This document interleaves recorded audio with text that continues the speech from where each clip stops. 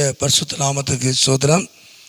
இன்றைய தினத்துக்கான தேவனுடைய வார்த்தையானது லூக்கா எழுதின சுவிசேஷம் 13ஆம் அதிகாரத்திலே அந்த 12வது வசனத்தை நாம் பார்க்கும் பொழுது, இயேசு அவளை கண்டு தம்மிடத்தில் அழைத்தி, ஸ்திரீயை, உன் பலவீனத்திலிருந்து விடுதலையாக்கப்பட்டாய் என்று சொல்லி அவள் மேல் கையை வைத்து அவளை சுஸ்தமாக்கினார். அதாவது முந்தின வசனத்தில் பார்க்குறோம், 18 வருஷம் நிமிர முடியாத கூனி என்று வேதம் சொல்லுகிறது. அவள் ஆலயத்தில் இருந்தாள். எவ்வளோ பிரச்சனைகள் இருந்தாலும் அவள் ஆலயத்துக்கு போகிற ஒரு ஸ்திரியாக இருந்தாள். ஆனால் எவ்வளவும் கொஞ்சம் கூட நிமிர முடியாத ஒரு கூனி என்று வேதம் சொல்லுகிறது. நிமிர முடியாதவள். கர்த்தருக்கு மகிமை உண்டாவதாக. அது வியாதினால அல்ல. கீழே வாசிக்கிறோம் அந்த 16, இதோ சாத்தான் 18 வருஷமாய் கட்டியிருந்த ஆபிரகாமின் குமாரத்தியாய இவளை என்று ஆண்டவர் சொல்றார். அப்போது வியாதியினால் அவள் நிமிர முடியாமல் கட்டப்பட்டு, அதாவது சாத்தானால் கட்டப்பட்டு, பிசாசினால் கட்டப்பட்டு அவள் வாழ்க்கையில் அவள் நிமிர முடியாதவளாக இருந்தாள்.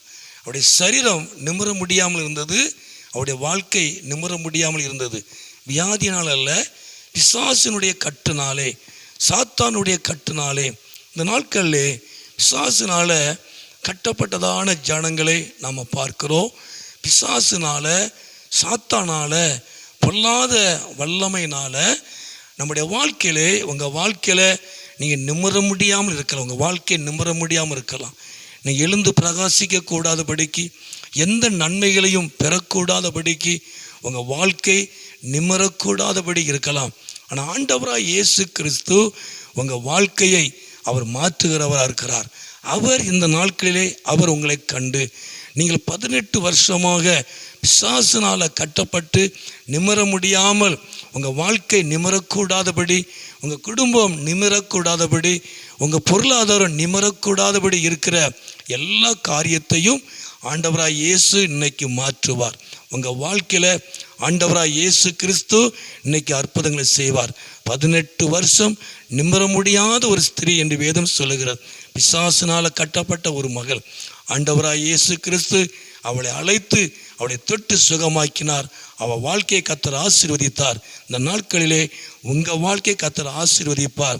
நிமிர முடியாத உங்கள் வாழ்க்கை, உங்கள் பொருளாதாரத்தை என் தேவன் ஆசீர்வதித்து அவர் உயர்த்தி அவர் நாமத்தை மகிமைப்படுத்துவார்.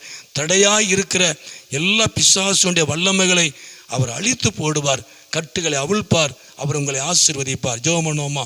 எங்களை அதிகமாக நேசிக்கிற நல்ல பிதாவே, இந்த சத்தத்தை கேட்குற ஒவ்வொரு பிள்ளைகளையும் குடும்பங்களையும் ஆண்டவர் ஆசீர்வதியும். இப்படி நாமத்தை மகிமைப்படுத்தும். இயேசுவின் நாமத்தில் ஜெபிக்கிற நல்ல பிதாவே. ஆமேன், ஆமேன்.